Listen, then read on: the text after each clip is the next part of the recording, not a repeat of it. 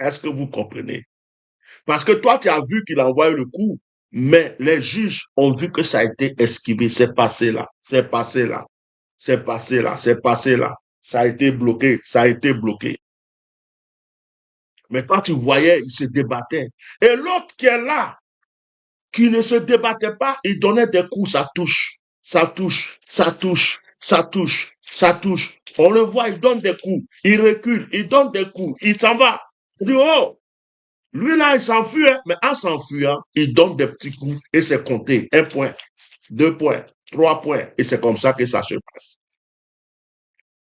Vous n'avez jamais vu des combats où il y a un, on dit il va remporter, puis c'est lui qui est KO après. C'est pourquoi j'aime ce sport. C'est pas un sport baba, c'est un sport très intelligent. Tu peux être fort, tu peux être musclé, mais si tu ne sais pas comment te déplacer dans le ring, tu peux perdre. Tu peux être fort, tu peux être musclé. Si tu n'as pas le souffle, tu peux perdre. Tu peux être fort, tu peux être musclé. Si tu ne sais pas te protéger et que tu prends des coups, tu peux perdre. C'est pas une question de si trop musclé. On peut être mince comme ça et remporter contre un musclé. Parce qu'on sait se déplacer, on sait danser, on sait partir, on sait revenir, on sait esquiver, on sait taper et puis reculer. C'est ça la boxe. Et j'aime ce sport. C'est le seul sport que j'ai aimé pratiquer. Des fois, tu fais toi-même semblant de tomber. On te tape un peu, tu tombes, juste pour souffler quelques minutes parce que tu te sens épuisé. Après, tu te relèves pour reprendre ton combat. Des fois, tu attrapes un peu ton adversaire, histoire que vous soufflez un peu avant de continuer. C'est un sport très technique. Alors, tu es en train de traverser des épreuves. La vie est comme un combat de boxe. Tu peux prendre un coup très violent, mais tu es sur le ring.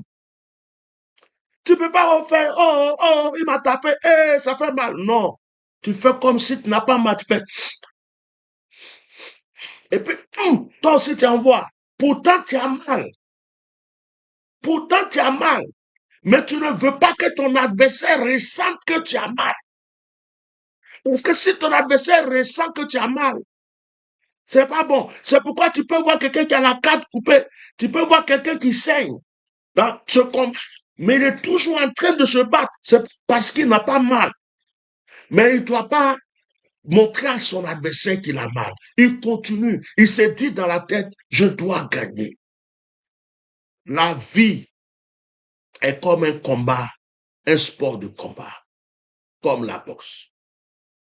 Les coups que tu as ne veulent pas dire que tu as perdu. L'Éternel dit, je te connais. Je t'ai formé. Et je t'ai même consacré avant que tu naisses. Dieu t'a consacré pour l'élévation. Dieu t'a consacré pour la gloire. Dieu t'a consacré dans la bénédiction. Ne laisse personne intimider ta vie ou diriger ta vie par ses émotions, par ses paroles, par le négatif ou par quoi que ce soit. Je prophétise dans la vie de celui qui m'entend ce soir. Je prophétise qu'il y ait un nouveau départ dans ta destinée. Je prophétise que le Seigneur vienne te secouer et enlever toute la poussière qui t'empêche d'évoluer. Je vais déclarer que cette année qui est en train de finir va finir avec tes douleurs, tes épreuves, tes difficultés, et que l'année qui arrive va te sourire. Une bonne nouvelle est en train de frapper à ta porte. Tu peux simplement dire Amen et recevoir ces paroles. Ne t'inquiète pas pour tous ceux qui t'ont dévancé dans la richesse, qui t'ont dévancé dans la gloire, qui t'ont dévancé dans l'élévation. Certains peuvent monter très haut, descendre très bas. On peut faire la publicité de plusieurs. Après, on ne parle plus d'eux. D'autres même vont se retrouver au tombeau. Et puis toi, tu évolues. D'autres sont en prison, d'autres sont... ils vivent, ils sont chez eux, mais rien n'avance. Toi, tu peux être là, tu crois que tu es caché. Tu peux être là, tu crois que rien n'avance. Oh, le Seigneur est en train de préparer ton élévation. Le Seigneur est en train de préparer ta bénédiction. Que le Seigneur change votre histoire. Que le Seigneur change votre destinée. Vous savez, il y a des gens que j'apprécie beaucoup. Parce que je suis dans leur domaine, mais que j'apprécie. Je vais vous donner 2 exemples. Pas parce que j'encourage ce qu'ils font, mais c'est des exemples que tout le monde connaît.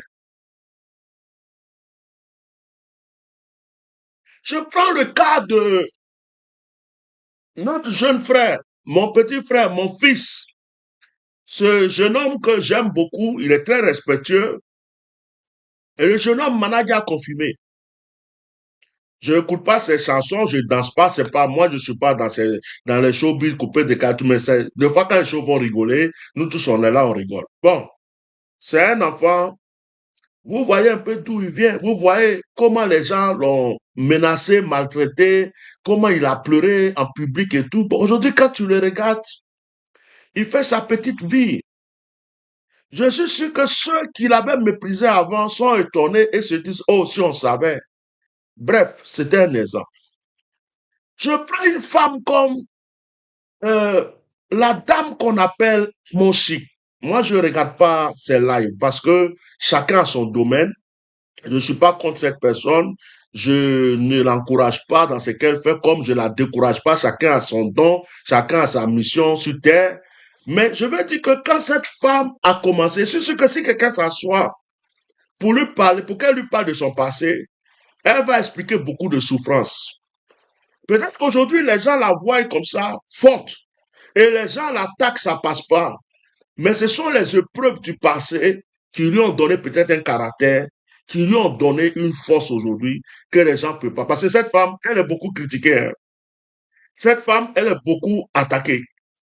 Cette femme-là, de la manière que les gens l'attaquent, si c'est pas quelqu'un qui est fort, elle peut pas supporter. Mais son couple tient, son foyer tient, son mari tient à elle. Elle tient. C'est-à-dire que elle n'a pas de... Son couple tient, ses enfants l'aiment. Et puis, elle a toujours la tête sur les épaules. Et pendant que les gens parlent, la femme, là, elle avance seulement. Elle n'est pas dans le... On l'accuse, on l'attaque, mais elle avance. Elle sait ce qu'elle veut. Et quand tu la regardes, tu sais que la femme, là, vient de loin. Tu sais que peut-être même que dans son enfant, dans sa jeunesse, on l'a peut-être maltraité, on l'a pas aimé, on l'a repoussé, on l'a trahi, on l'a sali. Et tout ça a été des choses qui l'ont formé. Et aujourd'hui, elle a pris un chemin. Les gens disent, oh, pourquoi elle est en train de coacher comme ça? Pourquoi elle dit ceci? Pourquoi elle fait cela? Mais en général, de fois, les gens qui parlent contre elle aimeraient peut-être même être à sa place. Mais ce que j'ai aimé chez cette personne, elle n'a pas, quand elle a commencé, je me rappelle au moment où tout le monde criait, même moi-même, je criais aussi. Non, nos enfants, faut pas. Parce que bon, elle a changé. Parce qu'au début, c'est vrai qu'elle venait enseigner même les trucs qu'on fait en cachette là sur les réseaux sociaux. On dit non, madame, maman, faut arrêter ça parce que ça là, c'est bon, faut pas faire ça. Bon, maintenant, elle écoute des trucs, elle donne, bon, elle fait son jeu, elle continue. Mais cette femme-là, c'est aussi un exemple. C'est un exemple. Mais si quelqu'un l'avait insulté avant, pour lui dire, toi là, tu vas jamais réussir dans ta vie. Aujourd'hui, la personne peut la regarder puis dire, eh, donc celle-là, elle est devenue, elle a... Vous voyez, c'est des exemples que je donne. J'ai donné, manager confirmé. Il y a beaucoup d'exemples qu'on peut donner. Moi-même, ma vie est un témoignage. La vie de beaucoup de personnes sont des témoignages. Moi, mon témoignage, si je te rends, tu vas pleurer aujourd'hui jusqu'à pendant une semaine. Si je veux te rendre le témoin de ma vie, d'où je viens, tu vas t'asseoir, hein, tu vas pleurer jusqu'à une semaine. Vous voyez? Donc, c'est pour vous dire que tu es né. Dieu connaît ta vie. Il t'a formé. La plupart des gens qui vont venir t'attaquer sont jaloux de toi. La plupart des gens qui vont venir t'injurer ta vie, certains s'ennuient à leur malheur. Certains s'ennuient dans leurs problèmes. C'est-à-dire qu'ils ne peuvent pas arriver à la cheville de ce que tu es. Ils sont animés que par des petits démons. Vous voyez, souvent, quand nous on fait les directs, et puis les gens viennent laisser les commentaires, ce sont des pauvres personnes qui nous parlent. Quelqu'un qui est bien dans sa tête, quelqu'un qui est bien dans son esprit, quelqu'un qui est heureux, quelqu'un qui a la paix, peut jamais venir sur le direct d'une personne et puis l'insulter, lui manquer de respect alors qu'il n'a jamais vu, il ne connaît pas. C'est des gens qui souffrent. Ils sont chez eux, ils n'ont pas le choix que d'allumer leur télévision pour te voir. Ils n'ont pas le choix que de prendre leur téléphone pour te voir.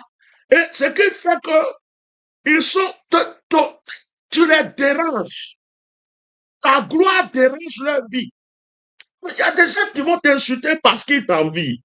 Il y a des gens qui vont t'attaquer parce que ton étoile les dérange. Si toi, tu veux perdre ton temps, rester dans la distraction, à répondre, comment un chien qui est en train de passer, un chien qui est galeux, qui est dans la rue, en train d'aboyer, et puis toi, homme, tu te mets au niveau du chien, et puis tu dis, oh, pourquoi tu aboies sur moi? Wow, wow, wow, wow. Toi aussi, tu commences à aboyer. Mais tu es plus chien que le chien. Un fou te provoque sur la route, et puis tu t'arrêtes, tu dis, hey, toi là, tu me provoques pourquoi? Mais toi, tu es plus fou que le fou. C'est d'ailleurs pour ça que nous autres là, on ne regarde plus le commentaire des gens. Il y a des gens qui vont venir peut-être mettre des commentaires, ils pensent que ils sont importants, que tu veux les répondre. Mais la meilleure réponse qu'on leur donne, c'est d'ignorer leur présence et de faire comme s'ils n'existent pas. C'est eux qui vont payer une connexion Internet, ils vont payer passe Internet, ils vont payer je ne sais quoi pour prendre encore leur téléphone, pour prendre leur temps et puis venir, comme on appelle, t'insulter. Ça veut dire qu'ils n'ont rien à faire. C'est des pauvres personnes. C'est des personnes pas intelligentes. C'est des personnes qui s'ennuient. C'est des personnes qui ont des soucis. C'est des personnes que tu déranges. Quand ils te voient de loin, tout ce que tu as, ils envient. Ils ont envie d'être comme toi. Et comme ils ne peuvent pas l'être, ils sont obligés de venir faire sortir leur venin. Donc, si tu les considères, tu leur donnes trop d'importance. C'est-à-dire que d'autres même cherchent à manger à l'heure là, ils n'ont pas. Et quand ils te regardent, ils savent que tu manges quand tu as envie de manger. Donc, vous voyez, je voulais te dire une chose. Tu es né pour réussir.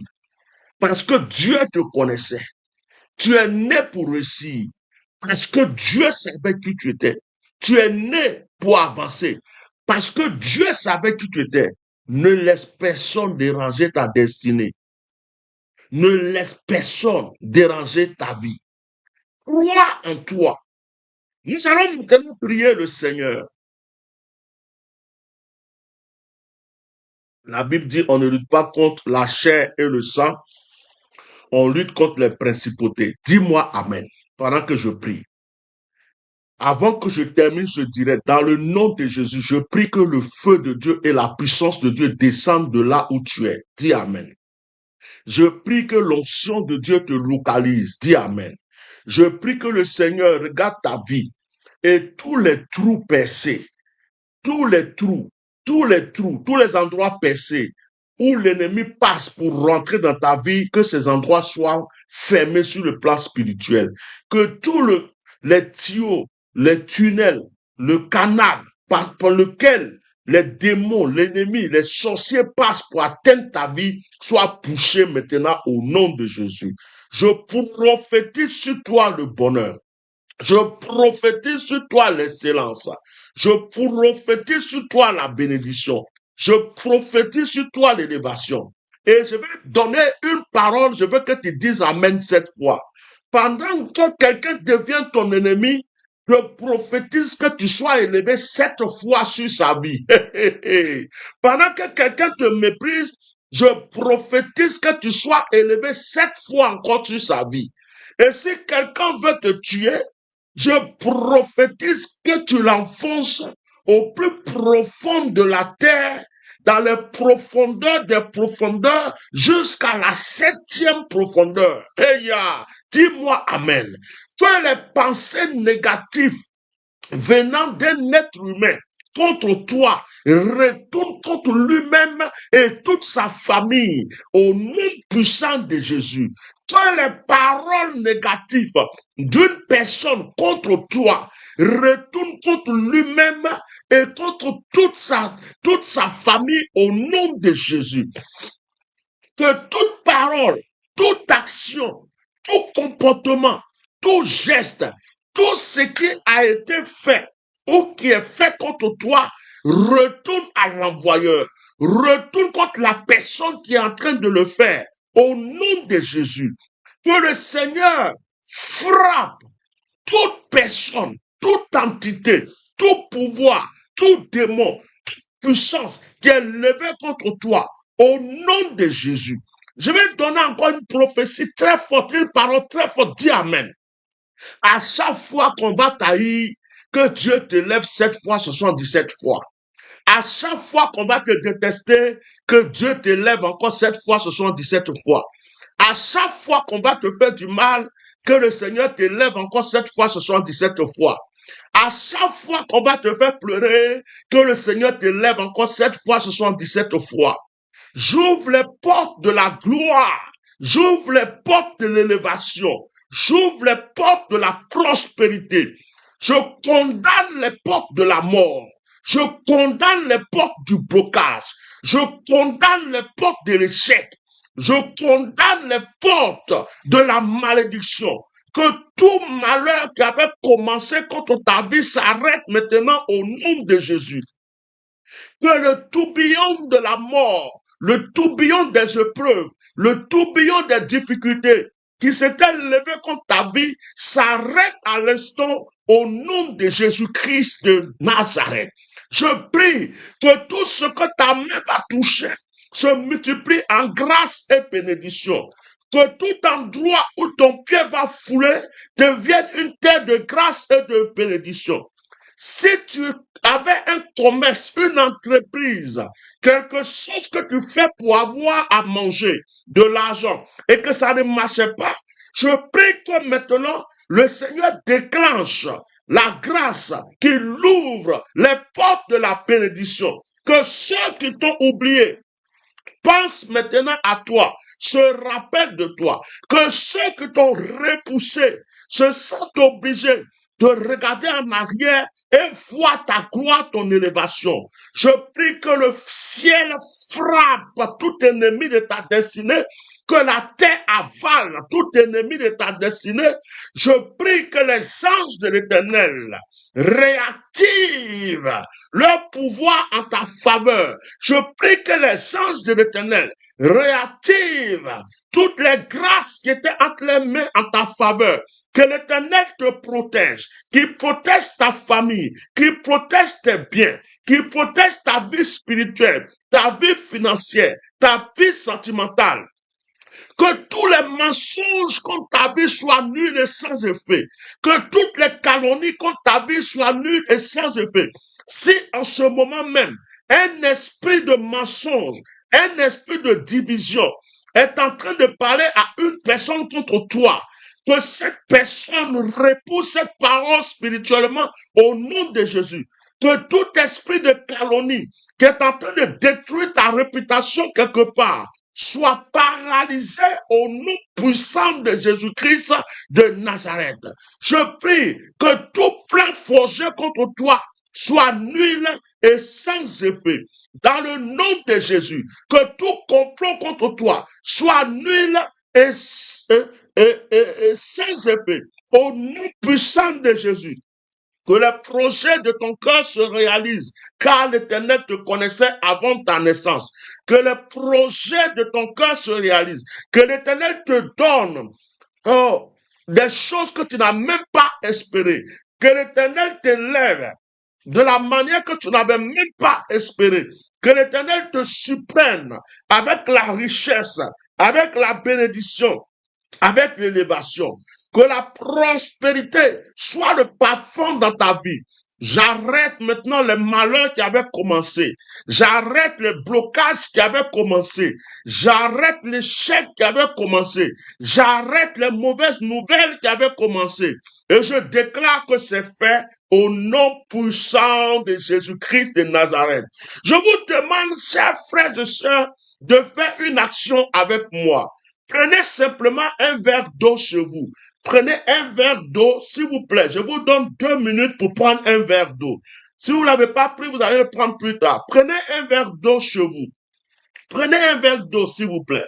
Si c'est une bouteille, prenez, c'est pareil. Prenez l'eau avec vous. Soufflez 3 fois dans l'eau. 3 fois comme ça. Et maintenant, si c'est une bouteille, vous refermez. Si c'est un verre, vous tenez et je prie. Père, je bénis l'eau qui est entre les mains de ton enfant. Je prie que cette eau soit une source de grâce, une source de bénédiction, une source de prospérité. En buvant cette eau, Seigneur, agis dans sa vie. En buvant cette eau, nettoie sa vie. Que cette eau purifie. Que cette eau retire tout envoûtement. Que cette eau retire toute malédiction. Que cette eau retire tout blocage. Je prie que par cette eau, la vie spirituelle, physique, financière, matérielle de cette personne soit purifiée. Que lui qui est entre ses mains soit témoin de ma prière. Au nom puissant de Jésus-Christ de Nazareth. Amen. Lorsque je vais finir le direct, je veux que tu parles sur l'eau. Toi-même, tu dis